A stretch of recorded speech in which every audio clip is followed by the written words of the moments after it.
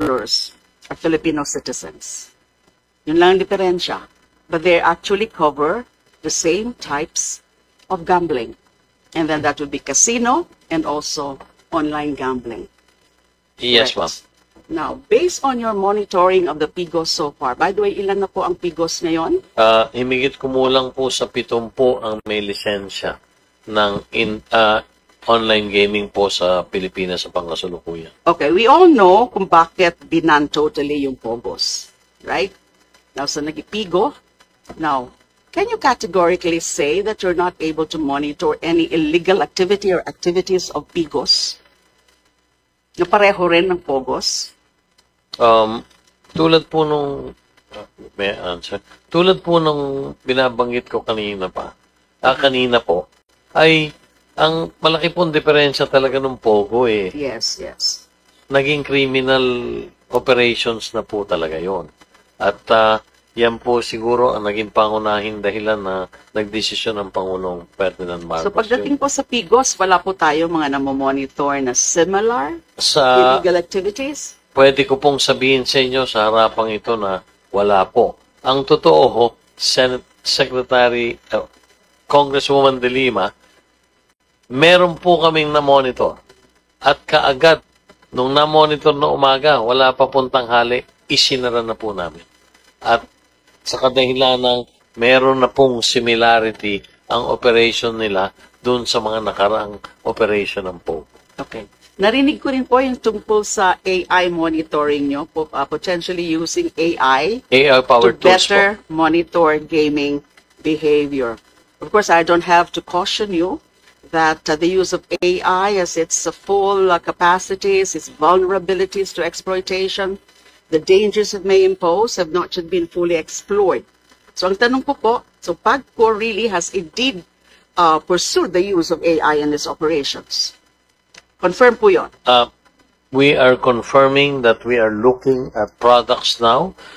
They call it AI-powered tools. Okay. That can track the behavior of customers so that it is a tool that we can use ng ating pong ma-monitor yung kanilang behavioral pattern. Now, what results have these yielded in terms of monitoring and understanding gaming behavior in the Philippines? Nakakuha na po kayo? So far po, pinipresenta lang po sa amin yun ng mga vendors. Ngayon lang po na-develop ito at kaya sinasabi ko po, naniniwala po ang PAGCOR na kung gagamit din po ang industriya ng mga AI-powered tools na ito, makatutulong po ito sa heavier regulation ng industriya. So, siguro sa pangkasalukuyan po, liliwanagin ko, hindi pa po namin nagagamit ito. So not yet? Yes, ma'am. Sapagkat bago lang po yung industriya, dinevelop po ito ng ating mga software or mga developers ng mga ganyang mga AI-powered tools. Ngayon po lang po ito ilinalako o ipinakikita sa industriya. Yes, sa pagkakaintindi ko po kasi, kapag may AI na, siguro naman would be able to really, it would really be able to reveal easily red flags.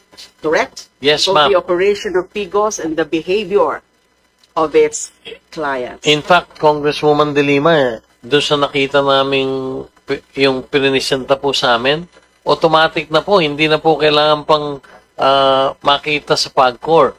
Yung mismong software, pagka nakita na yung behavioral pattern mo is nakalalamang yung talo mo kaysa sa panalo or yung total deposits ninyo mas malaki doon sa average deposits ninyo, suspended po automatic. There is what you call the cooling period. And your account is suspended and the only way that your account can be active again is if you provide the regulator, happens to be PAGCOR, the reasons behind this behavioral pattern that is not normal. Okay, so that's good to know. Now, we all know na alis na yung e-wallets, no? When the link to online gambling was removed from e-wallets, I suppose you were able to monitor the migration or increased activity of online games and other platforms. Viber, Telegram, SMS. Were you Yes, Would you ma'am. confirm this? I am confirming it, and immediately we have also called the attention of the ICT, and the good news is they have already communicated with these respective social media platforms, and I think in today's papers, these respective platforms have already committed that they will start deactivating their platforms related to online gambling. So just like what they did or what you did for e-wallets? Yes, ma'am. Kasi Kanina po, nabasa ko nung ako'y papunta rito, meron na pong malaking notice sa advisory ang, ayoko na pong bangitin, ang ilang malalaking social media sites at sinabing they are following the request na sila'y magde-deactivate na at gagawin daw po nila ito sa lalong madaling panahon. Now, all of this regulation, magandang pakinggan nga po yun, no? But people would always find ways to entice Filipinos to engage in gambling. And whether it's legal or illegal, it promotes addiction. Correct? At isa pa ho, would the ordinary people be able to distinguish between legal and illegal Sa ngayon po, operations?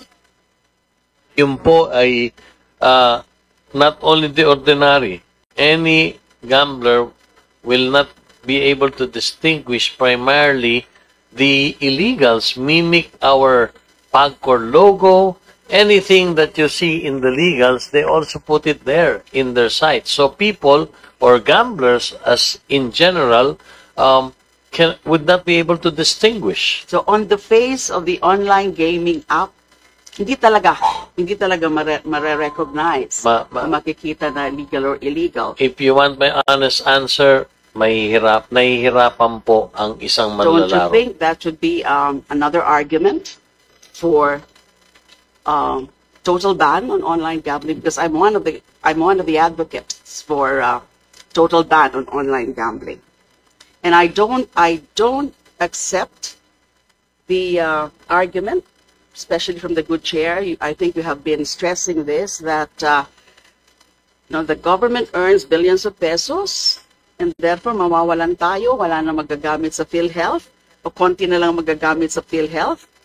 So ang tanong po natin, sisimplihan lang ho natin, kapag ba natigil ang online gambling, hindi na matutustusan ng PhilHealth ang serbisyo nito? May excess funds naman ng PhilHealth, may reserve funds.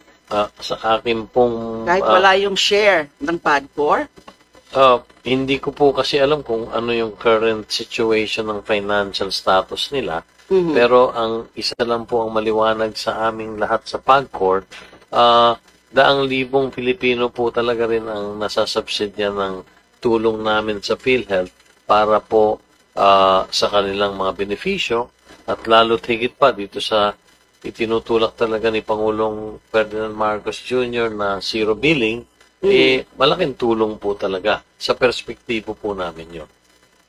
Kasi ayaw ko pong maniwala na ganun tayo ka-dependent magiging dependent ang mga serbisyo ng gobyerno para idahilan ng impact ng pag-total ban on online gambling. Hindi naman ho siguro, again, in very simple terms, hindi naman po siguro ipamapatigil ang operasyon ng gobyerno o kaya magpo-collapse ang ekonomiya natin kung wala na ang online gambling, isn't it? Ang kasagutan ko po doon ay yes. Pero ang dagdag ko pa rin po ay malaki rin pong tulong yung aming nairiremit sa gobyerno para lang hindi specifically sa PhilHealth, para po sa kabuuang pangangailangan ng ating pamahalaan. My retort to that, Chairman Tengco, and I would reiterate that the government's earnings from online gambling are worthless if they come at a cost of ruining Filipino families, mental health of many individuals, the future of our youth, and the moral fiber of our nation. Nasabi na po kanina na mismong sa CBCP President, Cardinal Ambo David, is stressing that the social ills brought by online gambling far outweigh the supposed billions of revenues it brings into government coffers. Siguro naman meron pang pwede mga possible source of income ang PAGCOR. sa ngayon po wala akong nakikitang possible source. Naisara na po natin yung Pogo, naisara na po natin yung pinagbawal na rin po ang e-sabong, at ang mga land-based casinos po ngayon malaki na rin po ang hinina. At ang totoo, isa din po sa kadahilanan niyan kung bakit yung revenue mix na pinakita po natin kanina at prinisenta natin, naiwan na po ng revenue coming from online gaming, yung revenue na nagmumula sa land-based casinos. Yes, that is perhaps a fact. But again, I would maintain my position na hindi ho pwede yan ma-outweigh yung social cost. At yung meron din mga arguments in favor or arguments against the total ban of online gambling issue, it will drive the industry underground. But po, I don't think this is really a legitimate concern kasi ang pwede ditong sagot, magkaroon din ng all-out crackdown on illegal gambling, and that would include online gambling. Kung ang magiging pasya po ng Kongreso, both the House and the Senate, is total ban on online gambling. Kasi wala po akong nakikita dahil nga legal or illegal, it still promote Madam Chair. addiction. It's time. I would need to seek the indulgence of Representative Lima yes, because please. as per the rules, interjections Yes. would not be allowed. No, the time has elapsed. Oh, okay. Thank you. Thank you for Okay. reminding No, me, it's been, the Congressman. bell has been ringing. Oh, Okay. Okay. I didn't. Madam notice Chair that. has not noticed. Apologies. I was also Thank you. looking into the BSF data for PAGCOR. Apologies for that. Okay. Representative Lima, if you Yes, may I think please I'm done. I'm ask done. your Thank you. last question. Salamat po. Okay. Thank you very much. Salamat din po. Siguro po for the record lang po, Chairman Tenko, may we know the exact contribution of online gaming for the last 3 years in terms of remittances? You're talking of total, Yes, total po. inclusive of half of this year, ma'am? Yes po. Can you give us a few minutes? We'll put Yes. it together. Apo. So, just to, From year 23? 2000. Sir po, if we can do Hindi na po, bakit po, umpisa natin sa from the 2020. time online gaming was licensed or legalized. So that will be 2021.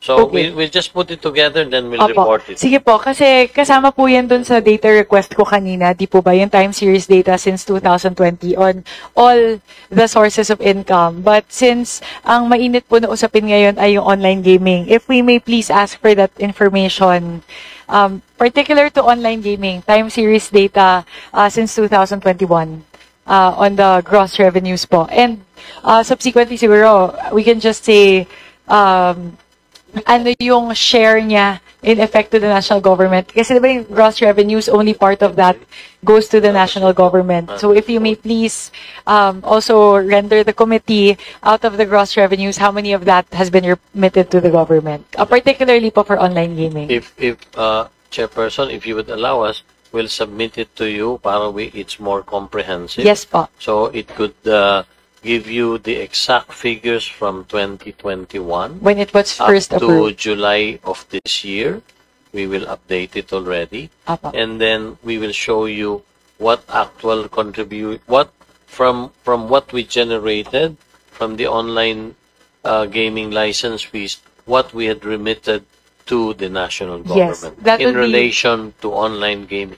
I just want to make this clear. We're referring to online gaming revenue alone. Yes po. Although the previous data request as well po, Chairman Tenko, is all, pertain to all sources of income. Pero in particular po, I think what's pertinent to today's discussion is the online gaming share of revenues. So, para lang po for today's discussion lang po.